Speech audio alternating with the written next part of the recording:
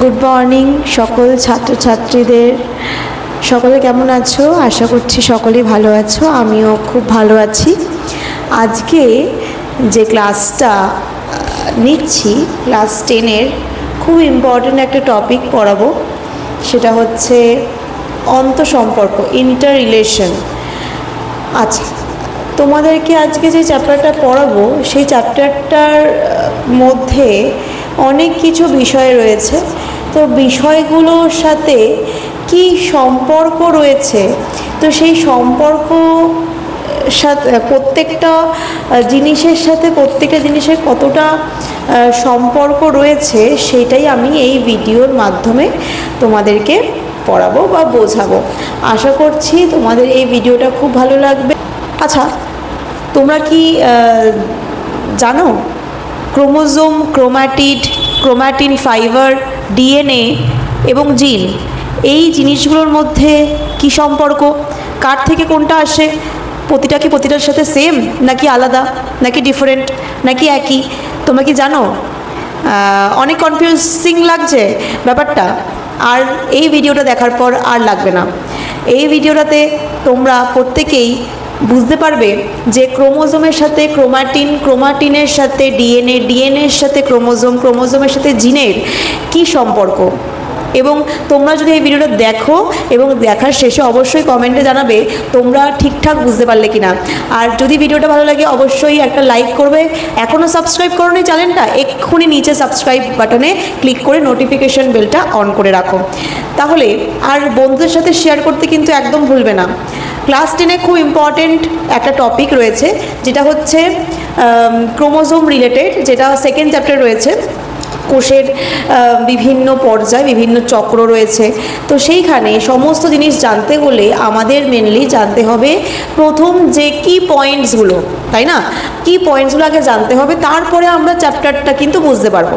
তাহলে chromatin fibre বা chromatin তন্তু, ক্রোমোজোম, তোমরা সকলেই এই নামগুলোর সাথে পরিচিত, তাই না? ক্রোমোজোম, ক্রোমাটিন তন্তু, ডিএনএ, আরএনএ, তারপরে জিন, তারপরে ক্রোমাটিড, এই জিনিসগুলো কি, সেই সম্পর্কটাই আমি আজকে তোমাদেরকে পড়াবো। তাহলে চলো স্টার্ট করে ফেলি। দেখো, তোমরা বোর্ডে দেখতেই পাচ্ছ অন্তঃসম্পর্ক রয়েছে। অন্তঃসম্পর্ক কাদের সাথে কাদের আমি আজকে তোমাদেরকে পুরো দেখিয়ে দিলাম। দেখো, ক্রোমাটিন তন্তু রয়েছে, ক্রোমাটিড রয়েছে, ক্রোমোজোম রয়েছে, ডিএনএ রয়েছে এবং এখানে জিন রয়েছে। ঠিক আছে, এবার তোমরা এই ছবিগুলো দেখে নিশ্চয়ই কিছু বুঝতে পারছো না। তো চলো একটা করে স্টার্ট করি। তো প্রথমে দেখো তোমরা ক্রোমাটিন তন্তু একটা একটা করে বুঝবো, ঠিক আছে? ক্রোমাটিন তন্তু, ক্রোমাটিন তন্তু মানে কি আমি আগে ভিডিওতে বলেছিলাম, তোমরা যদি না দেখে থাকো একবার ভিডিওটা দেখে নেবে, কোষ চক্রের যে ভিডিওটা রয়েছে। তাও আমি এখানে একটুখানি আলোচনা করে দিই।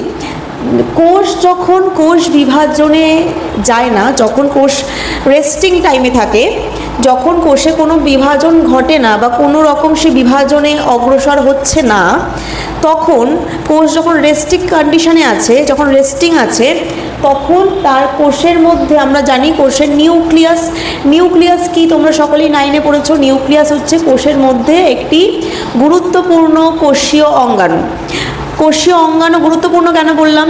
কারণ নিউক্লিয়াসের মধ্যেই আমাদের চারিত্রিক বৈশিষ্ট্যর জন্য যে জিনগুলো থাকে সেগুলো থাকে। নিউক্লিয়াসের মধ্যে যে ডিএনএ থাকছে, সেই ডিএনএগুলোই বংশ পরম্পরায় আমাদের চারিত্রিক বৈশিষ্ট্যগুলো বহন করে নিয়ে যাচ্ছে, ঠিক আছে? তাই নিউক্লিয়াসটা কিন্তু খুব ইম্পর্টেন্ট জিনিস আমাদের কোষের জন্য। তাহলে কোষের মধ্যে নিউক্লিয়াসটা মেনলি আমি এখানে ফোকাস করেছি। এটা হচ্ছে নিউক্লিয়াস। নিউক্লিয়াসের মধ্যে এটা হচ্ছে নিউক্লিওলাস। এই যে সবুজ রঙের তোমরা যে একটা সুতোর মতো অংশ দেখতে পাচ্ছ, এই সুতোর মতো অংশটার নাম হচ্ছে কি? ক্রোমাটিন তন্তু। তাহলে এই অংশটার নামই হলো ক্রোমাটিন তন্তু। আশা করছি তোমরা বুঝতে পেরেছো।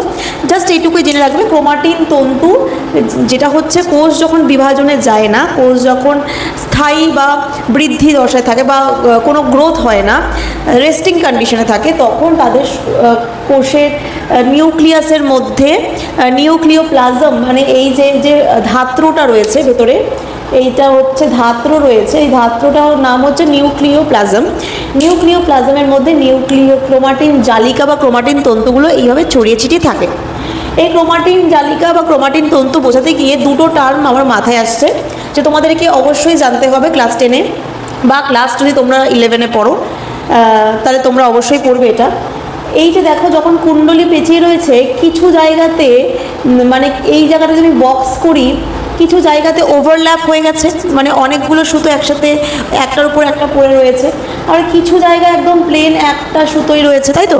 তাহলে এই যে জায়গাটা যেখানে ওভারল্যাপ করে রয়েছে সেই জায়গাটার নাম হচ্ছে হেটারোক্রোমাটিন। হেটারোক্রোমাটিন।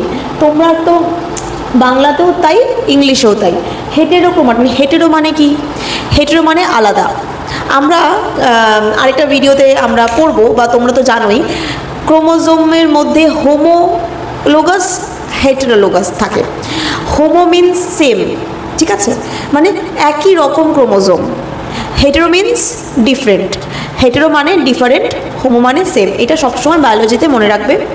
এখানে হেটেরো মানেই বলছে ডিফারেন্ট ডিফারেন্ট ক্রোমোজোম রয়েছে এর মধ্যে, মানে ক্রোমাটিন রয়েছে। দেখো, ক্রোমাটিন তন্তু মানে এখানে প্রতিটাই ক্রোমাটিন তন্তু, এখানে যত রকমের তন্তু রয়েছে, তাই তো?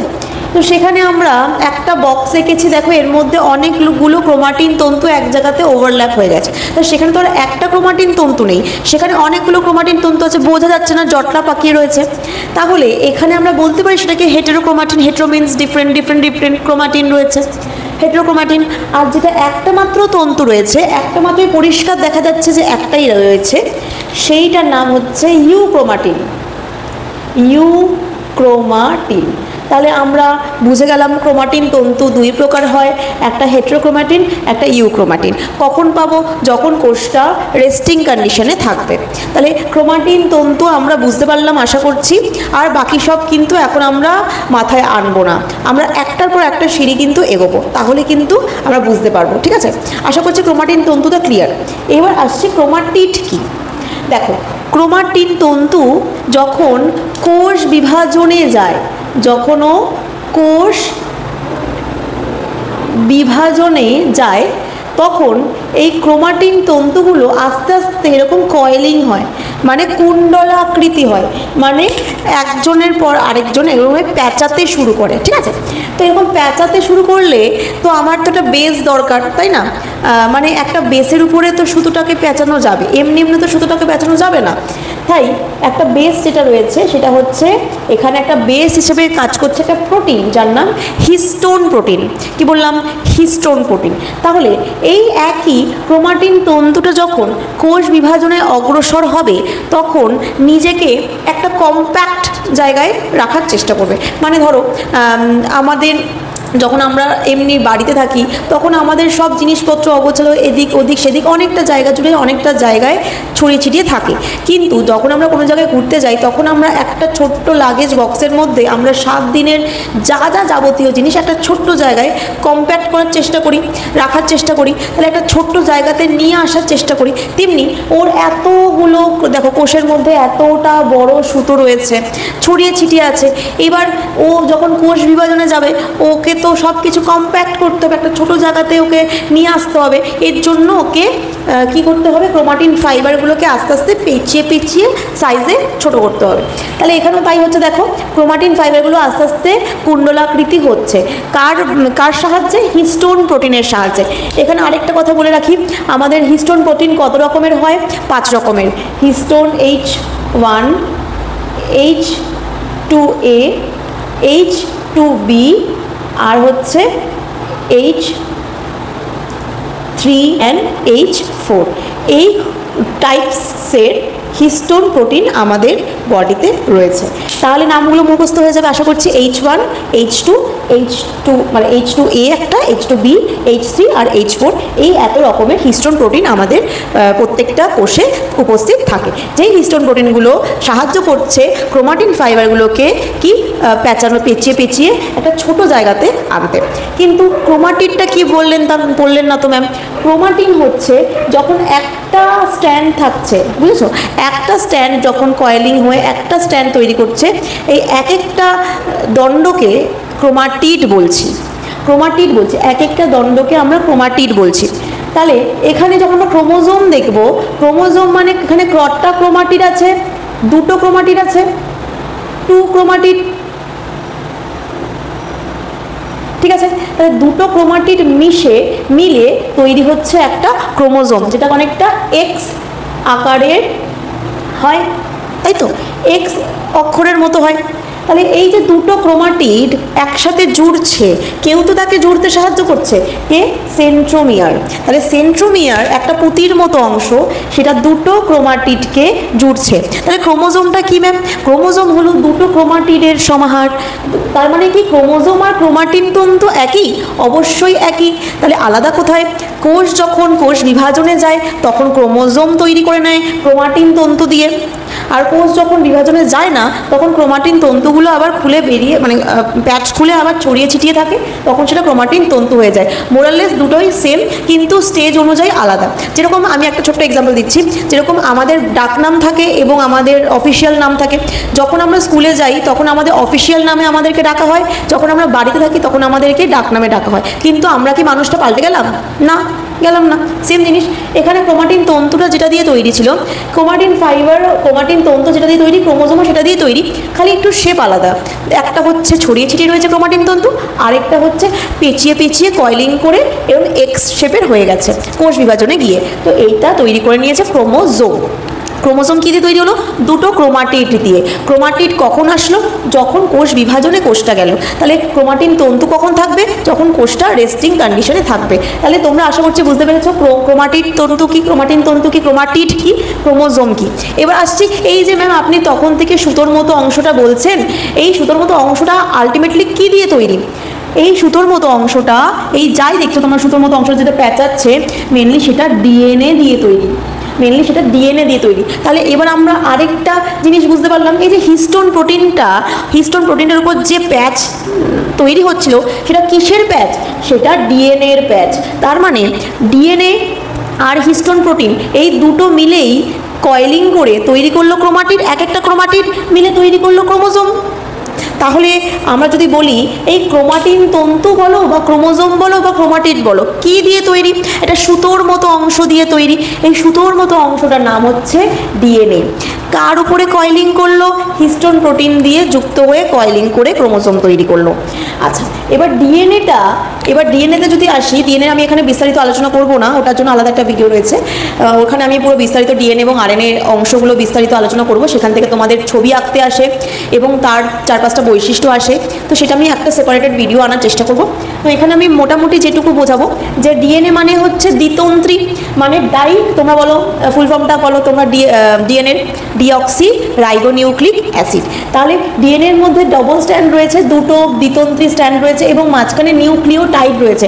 এই কথাটা আমার দরকার, নিউক্লিওটাইড মানে বেস, ঠিক আছে, বেস পেয়ার থাকে কিছু নিউক্লিওটাইড, তার মধ্যে রয়েছে পিউরিন ও পাইরিমিডিন, ঠিক আছে, পিউরিন ও পাইরিমিডিন বেস রয়েছে।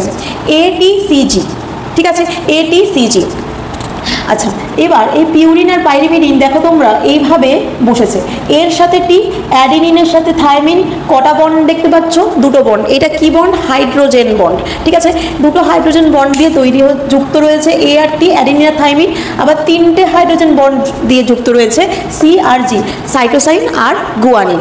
এবার আসছি, তাহলে ডিএনএ তো বুঝলাম, তাহলে ডিএনএর সাথে জিনের কি সম্পর্ক? জিন কি? এবার সেটা আমরা দেখবো। তাহলে এই যে দেখো, এই যে এটিসিজি এইভাবে যে বোঝাচ্ছে, আমি যদি এখান থেকে একটু জুম করে দেখি, তাহলে ডিএনএ যে একটা স্ট্যান্ড, এই যে ডিএনএ ধরো একটা স্ট্যান্ড আমি সোজা করে এঁকেছি, ওর মধ্যে এটিসিজিটি এরকম আমি একটা সাপোজ একটা সিকোয়েন্স লিখেছি, যে একটা স্ট্যান্ড এরকম রয়েছে ধরো, আরেকটা স্ট্যান্ড ধরো এরকম রয়েছে,